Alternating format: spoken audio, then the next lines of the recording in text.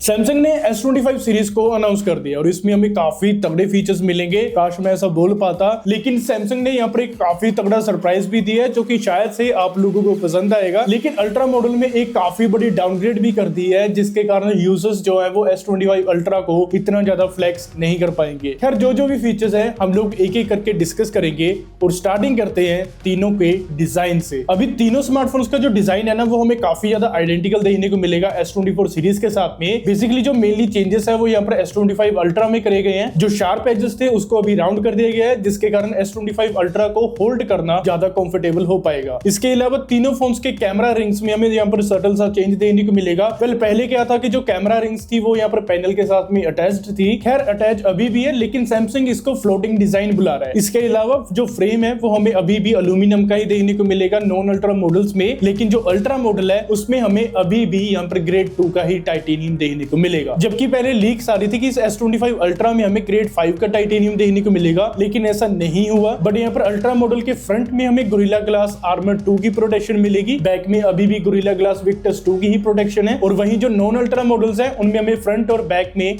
Victus 2 की ही protection देखने को मिलेगी। IP रेटिंग 68 है तीनों स्मार्टफोन्स में, और इस बार हमें कई सारे यहाँ पर एक्साइटिंग कलर्स देखने को मिले हैं, स्पेशली कुछ फन कलर्स भी देखने को मिले हैं। लेकिन S25 अल्ट्रा का जो जेट ब्लैक वेरिएंट है ना वो मुझे पर्सनली काफी ज्यादा पसंद आया है। हालांकि डिजाइन वाइज यहाँ पर सैमसंग ने अल्ट्रा मॉडल में से एक ऐसी चीज रिमूव कर दी है ना जिसके कारण सैमसंग यूजर्स जो है वो अभी फ्लेक्स नहीं कर पाएंगे। खैर उस पर हम थोड़ी देर में आते हैं, लेकिन उससे पहले बात कर लेते हैं तीनों के डिस्प्ले के बारे में। फ्रंट में जो बेजल्स हैं वो हमें काफी ज्यादा थिन देखने को मिलते हैं। हालांकि जो डिस्प्ले साइजेस हैं वो हमें ऑलमोस्ट सेम ही मिले हैं, लेकिन जो अल्ट्रा मॉडल है उसका जो डिस्प्ले साइज है वो 6.9 इंचेस पर चला गया है। और डिस्प्ले में एक प्रो स्केलर नाम का AI फीचर ऐड करा गया है। बेसिकली ये क्या करता है कि अगर पिक्चर की क्वालिटी लो है या फिर जो वीडियो अगर आप देख रहे हो उसकी क्वालिटी लो है, देन ये उस कंटेंट को अपस्केल कर देगा। बाकी की चीजें जो है वो डिस्प्ले वाइज सेम ही देखने को मिलेगी, बस जो ब्राइटनेस है वो इस बार 2600 निट्स की देखने को मिल जाएगी। हालांकि LTPO वगैरह 120 हर्ट्ज वगैरह वो हमें तीनों ही स्मार्टफोन्स में देखने को मिलेगा। हालांकि नई अपडेट्स के नाम पर हमें यहाँ पर नए फीचर जो है AI वाइज ही देखने को मिलेंगे, जो कि कुछ तो काफी ज्यादा एक्साइटिंग है,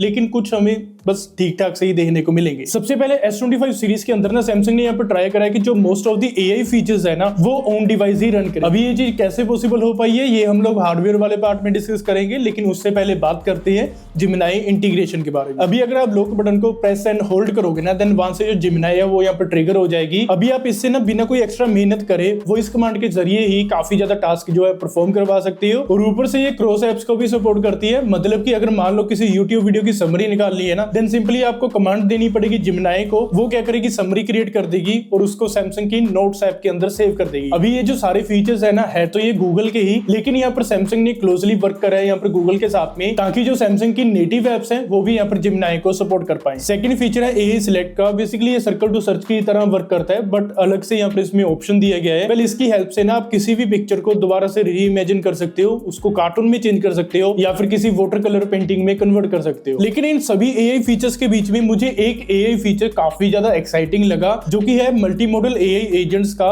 ये बेसिकली गूगल का फीचर है और ये सबसे पहले S25 सीरीज में ही देखने को मिलेगा, बाद में ये Pixel 9 सीरीज में भी मिलेगा। हालांकि इसके साथ में ना काफी चीजें पॉसिबल हो पाएंगी, लेकिन इसमें से एक फीचर मुझे काफी ज्यादा अच्छा लगा। मान लो अगर आपने कोई फोटो वगैरह सर्च कर दिया गैलरी ऐप के अंदर और आपको वो मिल नहीं रही है, बस आपने क्या करना है एक वॉइस कमांड देनी है, उसमें आपने अपनी फोटो को डिस्क्राइब करना है कि वो कैसी थी, वो उसमें क्या चीजें थी। देन AI क्या करेगा, आपकी गैलरी का एक्सेस लेगा, उसमें से सारी फोटोज को देखेगा और जो आपने परफेक्टली डिस्क्राइब करी है वो आपके सामने वो निकाल कर दे देगा, जो कि काफी अमेजिंग फीचर है। क्योंकि अगर आप स्क्रॉलिंग करने लग जाओगे ना तो भाई काफी ज्यादा टाइम लग जाता है, लेकिन AI की हेल्प से ऐसी इमेजेस को ढूंढना काफी ज्यादा इजी हो जाएगा। लेकिन एक कॉल ट्रांसक्रिप्शन का भी फीचर देखने को मिलता है, जो कि मेरे हिसाब से काफी ज्यादा यूजफुल है। पर्सनली मेरे लिए तो काफी ज्यादा यूजफुल साबित होगा। बेसिकली ये क्या करता है ना, अगर आप किसी के साथ में बात कर रहे हो देन ये उसकी कॉल रिकॉर्डिंग कर लेगा और जो भी कॉल रिकॉर्डिंग हुई है उसकी एक समरी बनाकर दे देगा। अभी मान लो अगर आपने कोई पॉइंट जो है मिस कर दिए है किसी के साथ में इंपॉर्टेंट बात करते हुए, देन आप सिंपली उस समरी वाले बटन पे क्लिक करोगे और उसकी जो समरी है उसमें वो सारी बातें आ जाएंगी जो भी आपने करी, जो कि काफी ज्यादा यूजफुल होने वाला है। अभी सॉफ्टवेयर के बारे में ना मोस्ट ऑफ दी चीजें डिस्कस हो चुकी हैं। अभी मूव करते हैं हार्डवेयर वाले पार्ट में। हार्डवेयर में काफी कम चेंजेस हैं, लेकिन स्टिल कुछ चेंजेस हैं जो कि डिस्कस करने बनते हैं। जैसे कि इंडियन यूजर्स के लिए काफी ज्यादा राहत का टाइम है, क्योंकि इस बार यहाँ पर हमें Exynos नहीं बल्कि यहाँ पर Qualcomm Snapdragon 8 Elite for Galaxy देखने को मिलेगा। और जो मल्टी मॉडल AI जैसी चीजें है ना वो इसी प्रोसेसर के कारण पॉसिबल हो पाई है। लेकिन अगर ओवरऑल इंप्रूवमेंट के बारे में बात करिए ना परफॉर्मेंस वाइज, यानी यहाँ पर ये 37% फास्टर CPU के साथ में आता है as compare to Snapdragon 8 Gen 3 और 30% फास्टर GPU के साथ में आता है। और इस परफॉर्मेंस को सस्टेन करने के लिए हमें better vapour chamber cooling system भी देने को मिलता है। लेकिन थैंकफुली इंडिया के अंदर जो बेस मॉडल है वो 12/256GB बेस मॉडल आ रहा है। लेकिन फिलहाल के टाइम में 81,000 रुपीज पर आपको बेस मॉडल मिलेगा 12/256GB वाला। और वहीं प्लस मॉडल ने 1 लाख के प्राइस टैग को टच कर लिया है, जो कि मुझे बिल्कुल भी जस्टिफाइड नहीं लगा है। और जो अल्ट्रा मॉडल है वो 1,30,000 से स्टार्ट होता है। बैटरी डिपार्टमेंट में इंक्रीमेंटल अपग्रेड्स करी गई हैं, जैसे कि थोड़े बहुत यहाँ पर mAh इंक्रीज कर दिए हैं बेस मॉडल और प्लस मॉडल के। लेकिन जो अल्ट्रा मॉडल है उसमें हमें अभी भी 5000 mAh की ही बैटरी देखने को मिलेगी। फास्ट चार्जिंग भी सेम है, कोई नई चेंजेस नहीं है। लेकिन जो वायरलेस चार्जिंग है वो हमें 15 वोल्ट की मिलेगी और वो QI2 प्रोटोकॉल को सपोर्ट करती है। इस बार जो कैमरा सेटअप है वो भी हमें इंटरनली सेम ही देखने को मिलेगा। बस जो अल्ट्रा मॉडल है उसमें एक नया 50 मेगापिक्सल का अल्ट्रा वाइड एंगल ऐड कर दिया गया है। लेकिन जो बाकी की चीजें हैं वो हमें सेम ही देखने को मिलेंगी। वीडियोग्राफी वाइज ना 8K वीडियो रिकॉर्डिंग सपोर्ट करते हैं मेन कैमरा के थ्रू, और जो बाकी के जो लेंसेज हैं उसमें 4K at 60 FPS की सपोर्ट देखने को मिलती है। लेकिन जो अल्ट्रा मॉडल है वो 4K at 120 FPS पर रिकॉर्ड कर सकता है। इसके अलावा तीनों स्मार्टफोन से यहाँ पर by default 10-bit HDR recording की सपोर्ट के साथ में आते हैं। और जो अल्ट्रा मॉडल है वो लो कलर प्रोफाइल में भी रिकॉर्डिंग कर पाएगा। हालांकि एक नया फीचर ऐड करा गया है वर्चुअल अपर्चर नाम का। बेसिकली इससे आप ना वीडियो की डेप्थ जो है एडजस्ट कर पाओगे, वो भी वीडियो को रिकॉर्ड करने के बाद। हालांकि इन सबके बीच में जो हमें अपडेट्स देखने को मिली हैं सिर्फ वही यहाँ पर डिसअपॉइंटिंग नहीं देखने को मिलेंगी, बल्कि अल्ट्रा मॉडल के साथ में ना सैमसंग ने एक ऐसा कारनामा कर दिया है जिससे सैमसंग यूजर्स को काफी ज्यादा बुरा लगने वाला है। वेल जो S Pen है ना वो ब्लूटूथ की सपोर्ट के साथ में अभी नहीं आएगा। अभी इसका मतलब क्या है कि जो एयर जेस्चर्स की सपोर्ट देने को मिलती थी ना वो टोटली खत्म हो चुकी है। और सेकंडली S Pen के जरिए आप फोन को रिमोटली कंट्रोल भी नहीं कर पाओगे। बेसिकली ये जो पूरी इवेंट थी ना ये गैलेक्सी AI के अराउंड ही थी। पूरी इवेंट में बस इन्होंने AI